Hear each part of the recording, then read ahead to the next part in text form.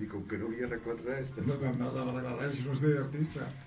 El desordre, petit desordre, entre cometes, forma part de l'encant dels estudis dels artistes, no?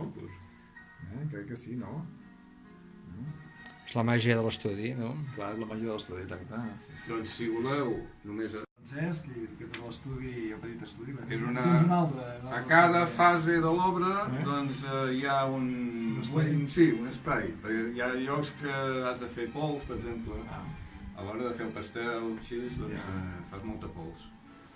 I llavors això ha d'estar bastant aïllat i que després no afectin a l'obra ja més acabada. Veig l'obra diferent de tu. Comentava fa un momentet. Veig l'obra amb molt més color, amb molt més lluminositat, la veig diferent. Doncs això va bé que t'ho diguin els altres perquè un no n'és conscient a vegades. Bueno, és una evolució pròpia que tu vas fent i les evolucions, clar, no... Vas fent mica en mica l'evolució. No ho aprecies com ho aprecies... Jo la veig més lluminosa, la veig... més diferent, la veig.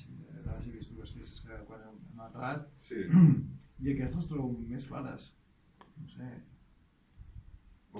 El treball el mateix, sí, la precisió... els materials són els mateixos. No, i el treball, la precisió... El que és això, com que és un darrere l'altre, l'obra, doncs a vegades va evolucionant, però un no n'és conscient de com evoluciona si no t'ho diuen. Jo la veig molt maca, personalment la trobo molt maca.